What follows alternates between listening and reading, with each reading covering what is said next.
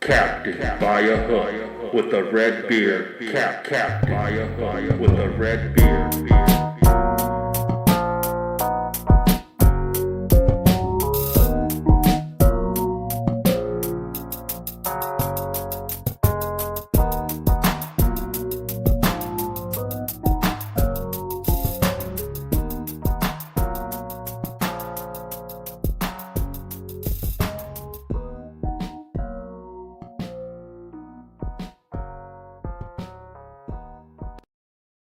Yes, sir. Monday, baby, kicking off another week. Less than 2 weeks away, baby, from Selection Sunday. Man, got a lot to talk about. A lot of stuff went down over the weekend. The bubble getting shaken up like a game of Yahtzee. Ohio State, Syracuse, among teams trying to add themselves to the list. And boy, oh boy, Michigan State. Looking like they don't want it. 3 game a losing streak for Michigan State. I believe their record is now what? 17 and 10, 17 and 12.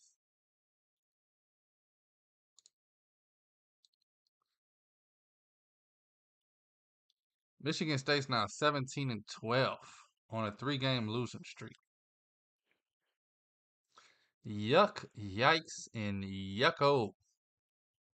9 and 9 in conference play. And then you got Ohio State, 18 and 12. 3 game winning streak.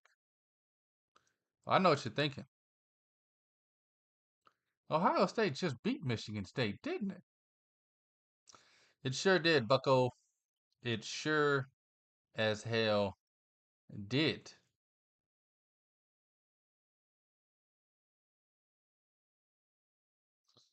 Michigan State, however, they do have 2 games left in the season.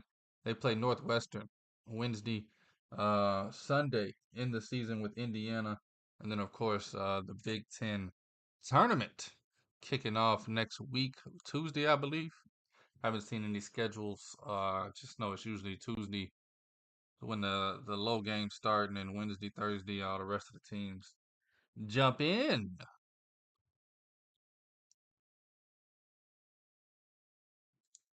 Syracuse now 20. Syracuse now 20 and 10. Winners of 4 in a row. They're in 4th place in the ACC. They're sitting above teams like Clemson, Wake Forest, who, yeah, have beat them. Good news for Syracuse. They do have a chance on Tuesday to kind of put an exclamation point on this season. That's the thing about college basketball. If you're not paying attention, you miss it. If you only paid attention to 3 Syracuse games this season and it happened to be 3 games they lost by 20, 30, you're thinking no chance for them to dance. And then you look up on March 6th and they're 21 and 10, 12 and 8 conference play, 5 game winning streak to end the season. They're going into the ACC tournament juiced. See what Syracuse can do, how they can parlay their way in to the field. I think that'd be a dangerous 11 seed, even if they got to play that Tuesday, Wednesday night game. You know what I'm talking about. The play in, play out. We added 8 more teams just to at teams like this. So let's try to get Syracuse in there. Huge game for them tomorrow against Clemson. Let's dive into everything though. I want to talk Gonzaga. I want to talk tiers, not in the sense of Sweet 16 or Elite 8, but as far as just straight up top dogs, middle dogs, bottom dogs. I also want to talk some Tristan Newton, UConn baby, looking like the greatest team I've ever seen. Tristan Newton had some interesting words. Excuse me. I want to dive into the bubble a little more. I want to talk some Gonzaga basketball as well.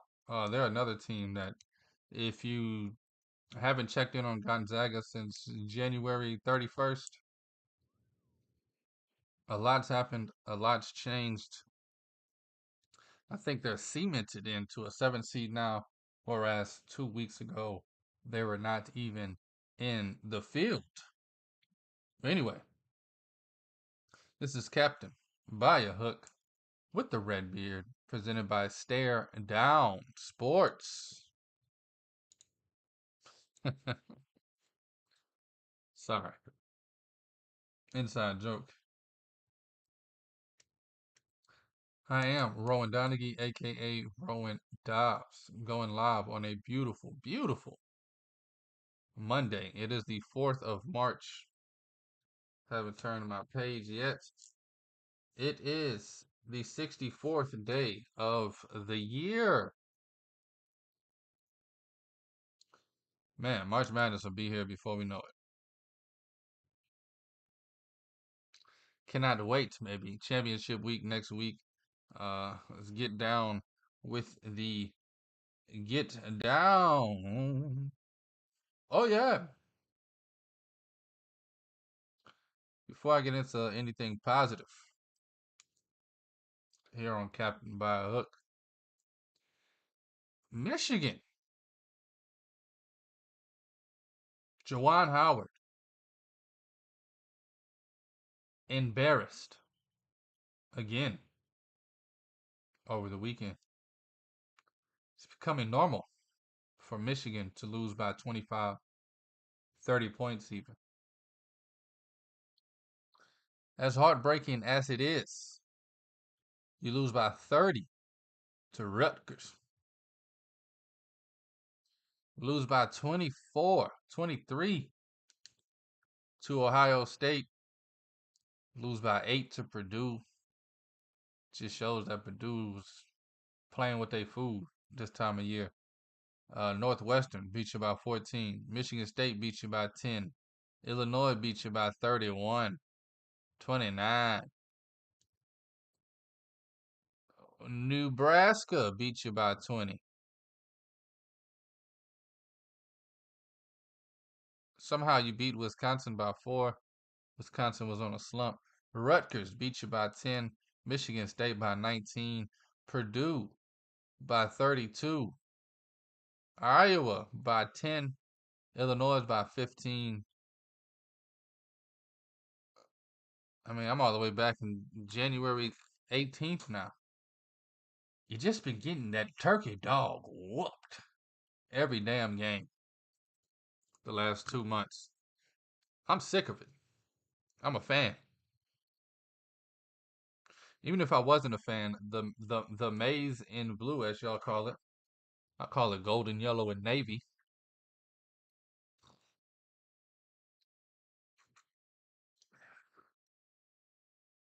This isn't what y'all stand for.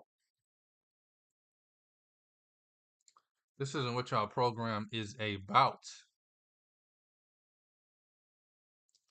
23 and 8, 6 seed, 7 seed. That's about as worse as this program's supposed to get. It's supposed to be 4 seed, 5 seed, or above every year. I get it. There's fall off years. I get it. Some classes that you recruit just don't show up like you expect them to. But with this, I don't get it at all. We've watched the program lose its respect. We've watched the program lose its identity. We've watched it lose the pedestal it once stood upon. And more importantly than all of that, we are just flat out watching this program lose. And I'm sick of it. Been sick of it. It's been 2.5 years now since I've been screaming for Juwan Howard to get the hell on up out of here. That boy straight, he good.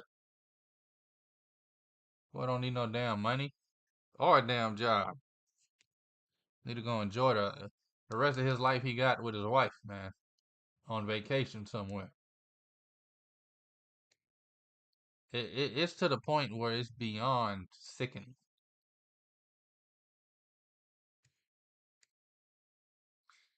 And I'm speaking as a fan. When Michigan basketball is a laughingstock of the Big Ten, hear me out real quick. When Michigan basketball is not only in last place in the Big Ten, they're only 8-22 on the damn season. 4 or 5 of these wins came when Juwan Howard was off getting heart surgery in November, December. Can't think of the old cat's name, but shout out to him. At least getting us a few of these wins. We'd probably be 33-27. Conference play, Juwan Howard's been back every damn game. 3-16. Hot damn. I mean, God damn. Loses a 7 in a row. Losing record at home, 5-9. Losing record on the road, 2-10. I'm a college basketball fanatic, college basketball geek. Rarely is it the player's fault. And in this case, I know for damn sure it ain't the player's fault. You got some talented kids on this team, but you watch the offense and it's 13 dribbles, one pass, jack up a contested shot. It's let me stand right here and dribble. Oh no no no no! Y'all don't move anywhere. The other 4 players on the court just watch me. I mean, this guy Juwan Howard knows zero about basketball. He's used to playing on NBA teams with a superstar where his trash ass stood there and did nothing but watch. Has he ever won anything, even as a player?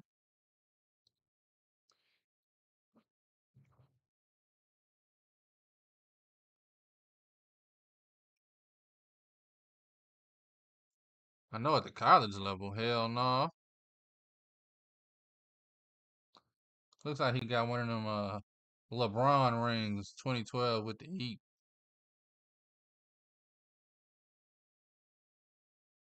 He might have got 2.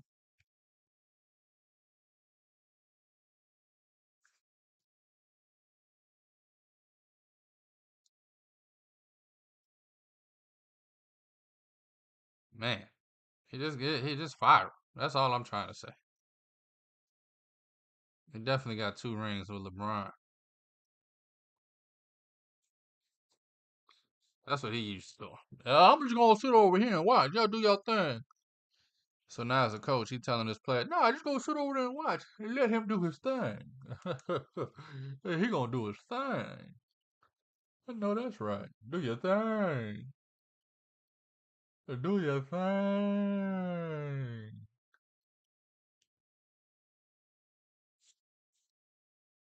Like Rick Barnes, I have a strong disdain for Rick Barnes at Tennessee, but that's out of respect. You gotta have a guy that you like to fade. You gotta have a guy you can't stand. This Juwan Howard thing is completely different. No respect, just absolutely disgusting. Anyway, let's jump over to some bubble teams. Got some talk going down, baby. We talked about Ohio State. They got one game to finish the season. Rutgers. They win this game against Rutgers. They'll end their season on a 4-game winning streak. They'll end their season.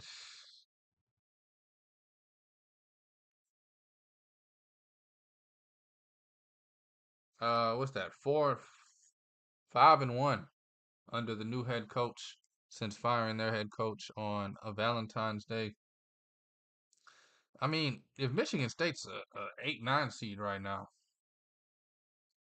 Ohio State definitely has a damn chance to be in it. Sorry. I mean, Ohio State's 18-12, winners of 3 in a row. Michigan State's 17-12, losers of 3 in a row. Both of these teams are 3-4 at home. The only thing that's different, I guess you could say, road games. Michigan State's 3-6, Ohio State's 1-8. Conference play, Ohio State's 8-11. I think they'll get this last game and end 9-11. Michigan State has 2 games left. They're 9-9. They could easily end up 10-10, 9-11 as well. And if Michigan State's a 7, 8, 9 seed, Ohio State should be a 10, 11 seed easily. Easily. I mean, this is a talented team that started off 12-2. Don't know what the heck happened. Next thing I know, they 12-12. Now after a little change at the head, they're 18-12. Shout out to Ohio State turning things around.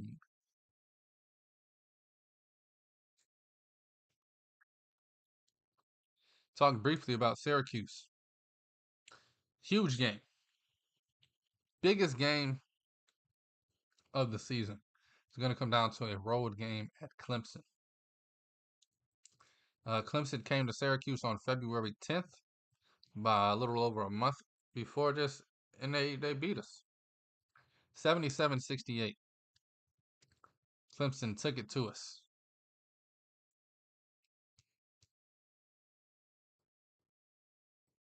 Syracuse bounced back, though, from that game. I mean, they bounced back, beat North Carolina the next game, fall to Georgia Tech, tough team to play, and then they run off 4 in a row.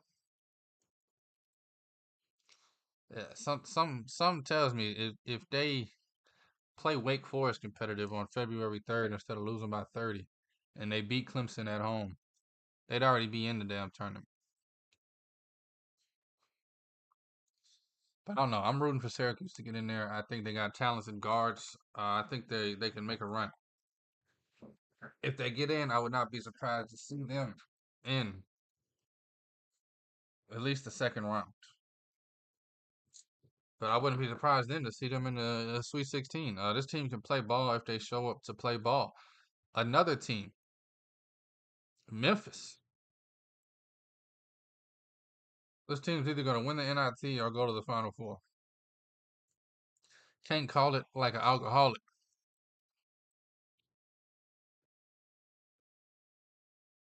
Shit. So I Google be Google. Uh, if you look at this turnaround on Saturday, Memphis is down 106 to 87. That was the dumbest thing I ever did. Final score: Memphis wins 106 to 87. At halftime, they're down 61-46. They end up completely flipping the script. Only allow 26 points in the second half. That is the type of defense this Memphis team is capable of, and they end up scoring 60. I it's kind of crazy because when you really look at their season and schedule as a whole, I don't get why they're not in the tournament. 23-8, pretty damn good basketball program. 11-6 in conference play. Winning away record 7-5, winning home record 13-2, winners of 4 in a row. I get it. They've lost 8 games on the season. They had two bad skids, one where they lost four in a row, one where they lost like three out of five. But at the end of the day, 22-8, one more game left. They got Florida Atlantic next weekend.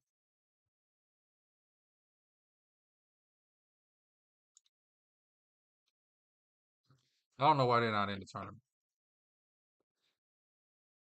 Teams that I don't think deserve to be in the tournament, there's a few of them. I've been kind of screaming it for the last month. Oklahoma, Nebraska, even Seton Hall, which I love Seton Hall, love Providence, Wake Forest. I don't think these teams did anything worthy of getting in the tournament.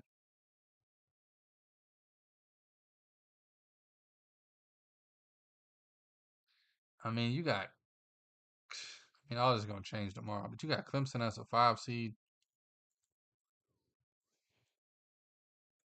I don't know, man. Who am I?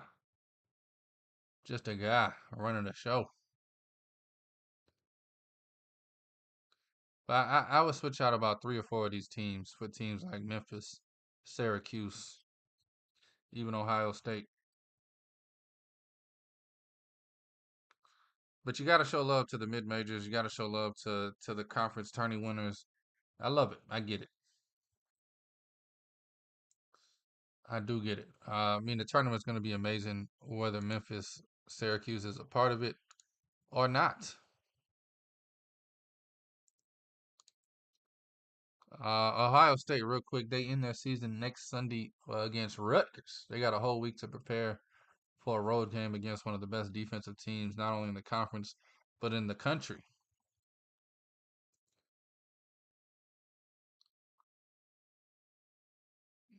Rutgers, they were making a little noise.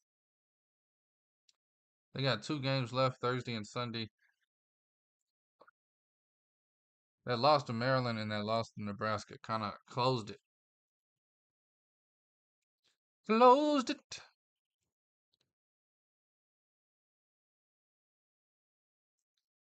Sheesh. Michigan State, they got Northwestern and Indiana. Two winnable games for sure. But it does look like Purdue, man. They locked up the Big Ten conference regular season.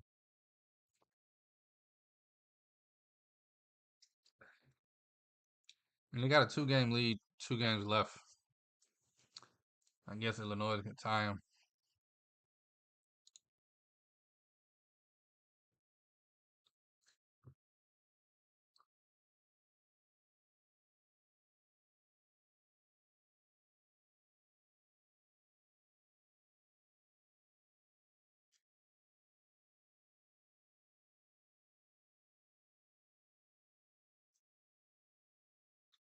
Man, let's talk some conference talk real quick. I'm only going to go through the big conferences, starting with the ACC. North Carolina, game and a half lead over Duke. Virginia's kind of out of it by now. Uh, but Duke, man, they could easily catch up with North Carolina. They play NC State tonight, and then they play North Carolina at home on Saturday to end the season. That should be a good one. North Carolina, they play Notre Dame tomorrow, and then Duke. So I'm assuming both of these teams are going to get this win this week. You got North Carolina State, and I just forgot it, but I just looked. So 16-3, 15-4. They could both end up 16-4 if it goes how I think it's gonna go. The Big 12, Houston, man, shout out to Houston. Um, I might have to talk these tears tomorrow. I kind of went on a little rant about Juwan Howard by accident, but shout out to Houston, man. I definitely want to talk Houston. I want to talk a few of these teams tournament wise. I'll probably do that mañana. Gonna go through these conferences real quick. Do definitely want to talk about Gonzaga today, and then I want to get to the bets and then get the hell on up out of here. But Big 12, man. I mean, top of the top is on some winning streaks. You got BYU, Baylor on 2 games winning streaks, Iowa State on a 3 game winning streak, and Houston on a 7 game winning streak. The impressive stat to me, both Houston and Iowa State undefeated at home. I know you can't bring home field advantage, home court advantage into the tournament, but it's nice to have, I guess. UConn 16-0 at home. They prove they are the best team ever. Not in college. Not this year. This UConn team is the best team ever. Ever. I know I've said it on this show a dozen times. I don't even know why the hell we play in March. UConn, the winner of the national championship. But that's the tricky thing about the madness. Anything can happen once we get in the bracketito. But UConn, outstanding win against Seton Hall on Sunday. UConn now 16-2 conference play. Outright winners of the Big East for the first time since '99. They asked Tristan Newton, the senior guard for UConn, about it. He said it's harder to win a Big East regular season title than it is to win a national championship. At first, everybody, including myself, was, how dare he? Appalling. And then you think about it, this kid plays in the Big East. I mean, it's up there. Top two, and it's probably not two as far as competition goes, top to bottom. I mean, outside of Georgetown or DePaul, every single team will compete and show up any given day. Also, you think about it, man, Big East, that's 2 months, 18 games roughly, back to back to back to back against, like I just said, competition. You get into the tournament, you just got to win 6, baby. Just got to win 6 in a row. One of the hardest things to do, but I can get how he's saying that is easier than winning a regular season title. Also, like I said, this is their first Big East regular season title since 1999.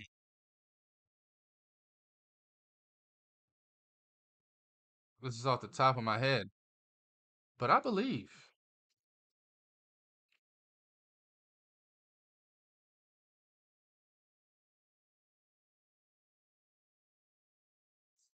they've won 3 championships since '99.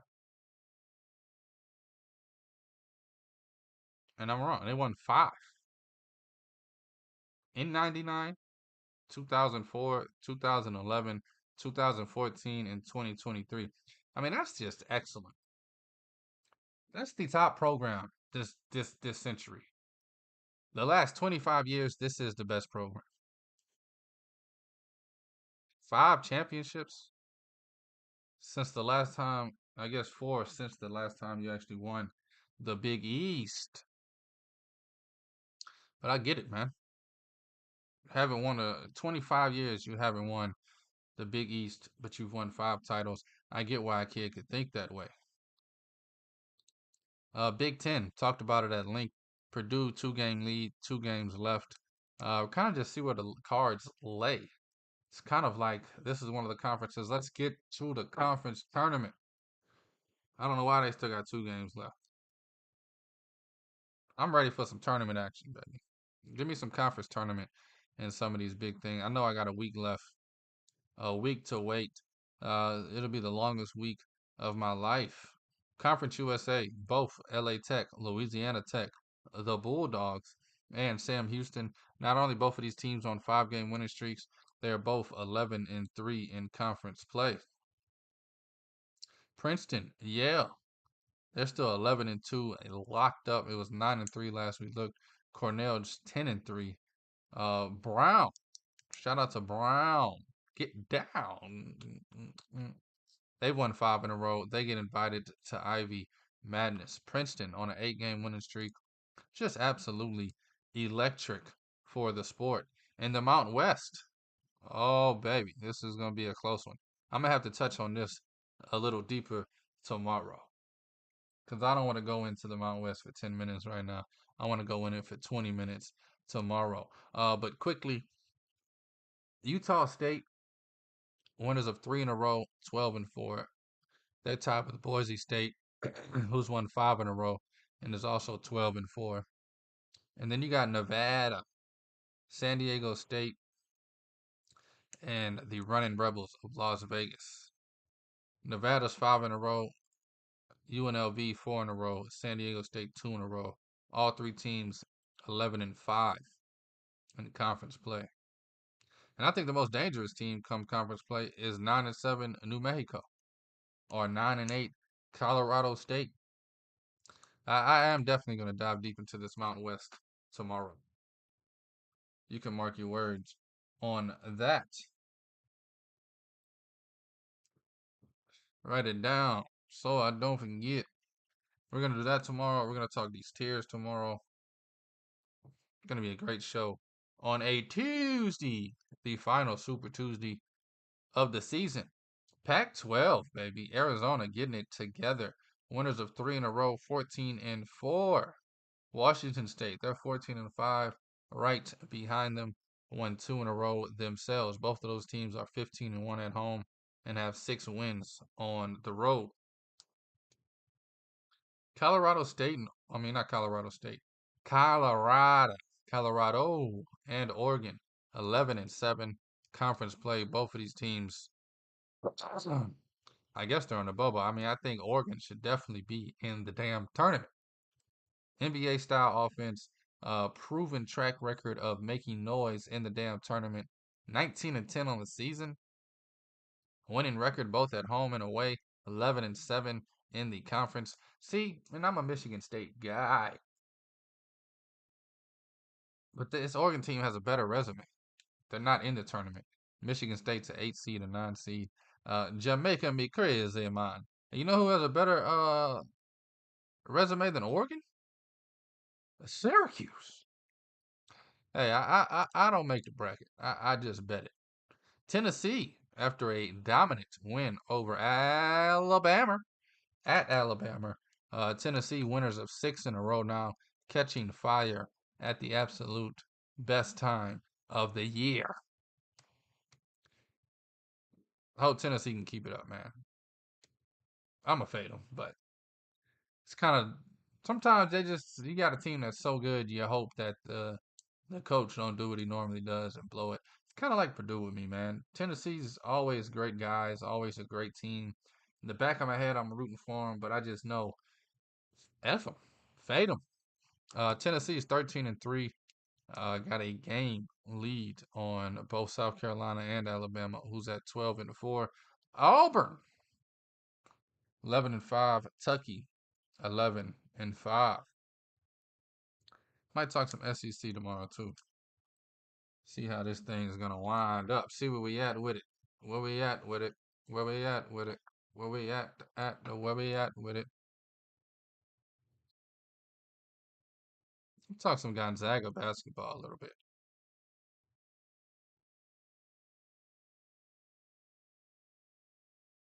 Talk some Gonzaga basketball real quick. Then we can jump into tonight's games. Gonzaga, they were a bubble team 10 days ago. Now they are a certified 7 seed or better. They're 24-6, 14-2 in conference play, 3-5 in quad 1 wins, 2-1 quad 2, undefeated, 17-0 quad 3 and 4. Let's look at their losses. Purdue, early in the season. Washington, UConn, San Diego State, St. Mary's, and Santa Clara. I think Santa Clara, I guess you could say Washington too, but I think Santa Clara is the only bad loss on this list, and they lose it by 1 that game. After that Santa Clara game, they turn into the old Gonzaga, win 5 in a row, fall to St. Mary's, and then guess what they do? The old Gonzaga shows up And they not only get their lick back on Santa Clara, they get their lick back on St. Mary's. They beat Kentucky on the road.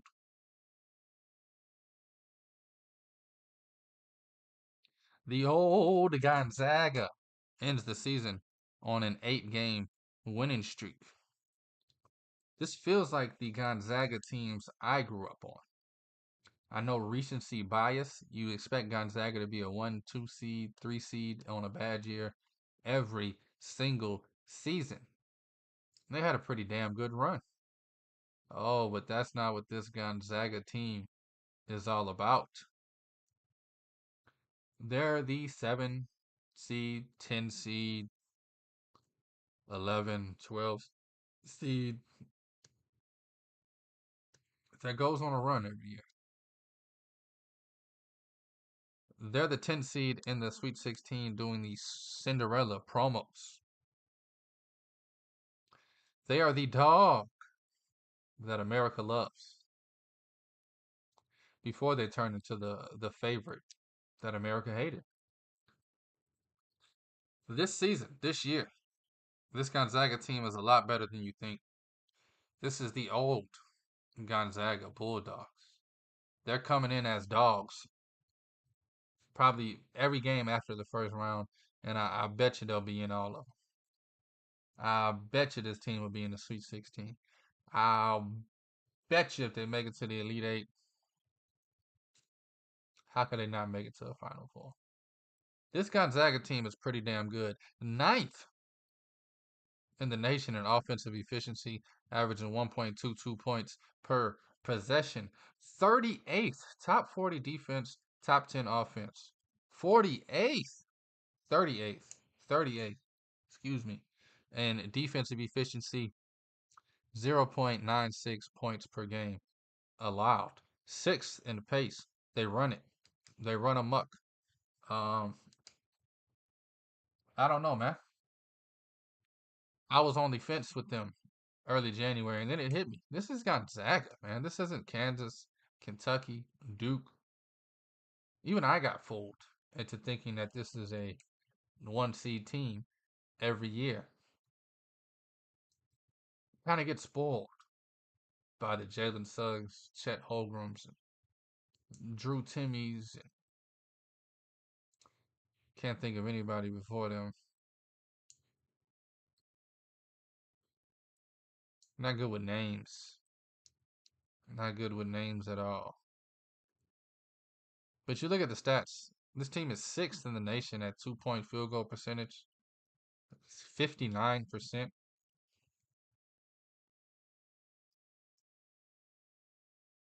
They're 11th in the nation guarding inside the 3-point line. They don't foul. They rebound the damn ball. Number 85 in the nation in defensive rebounding, 41st in the nation in offensive rebounding. I mean, this team, like I said, their net ranking is 16th. RPI is 41, RW is 24. They got 4 guys, if you want to round up, 5 guys that average double digits. Braden Huff is 9.8. I'm gonna be honest. I don't think anybody wants to see this damn team.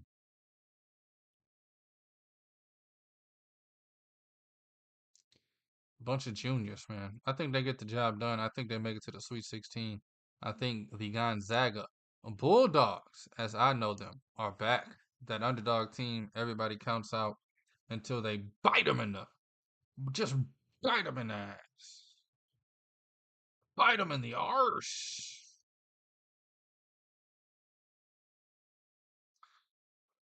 Anyway, it's Captain by a Hook, baby, with the red beard. Let's dive into tonight's games on the collegiate hardwood.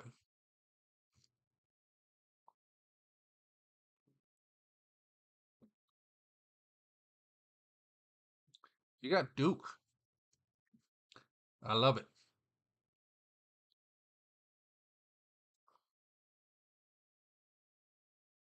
Some good games tonight.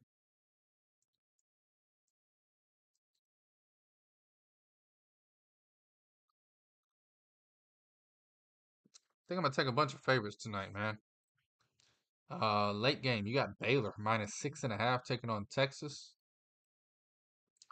Just saw what Baylor did to Kansas. I don't know if this is a letdown spot. 2 days later, here's your in-state rival, Texas.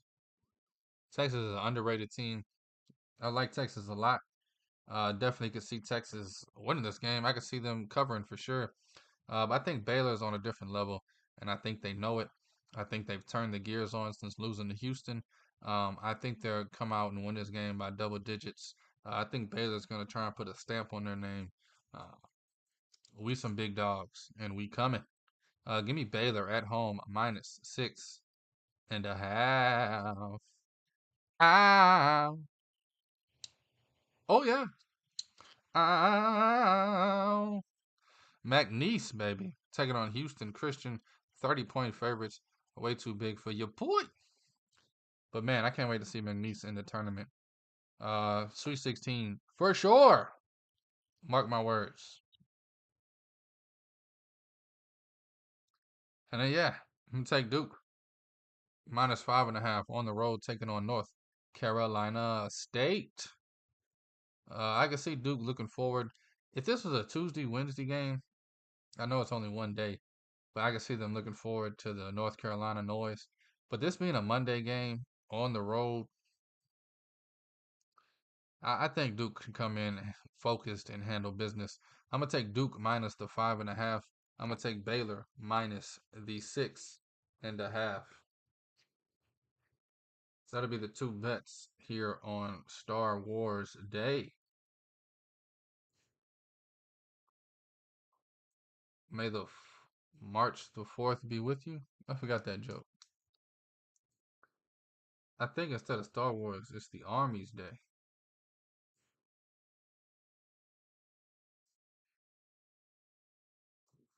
The Army's Day? Why, you ask? Because they march forth. Oh, boy! Kicking them in the ribs. Anyway, thank you for listening. Thank you for watching. Thank you for the love. Thank you for the support. It's Captain by a Hook with the red beard, presented by Stare Down Sports. I am Rowan Donaghy, aka Rowan Dobbs, going live on a beautiful, beautiful Monday. It is the 4th of March. It is the 64th day of the year. Take all wagers at your own risk, and please, please gamble responsibly. Let's get the Orangeman and the tourney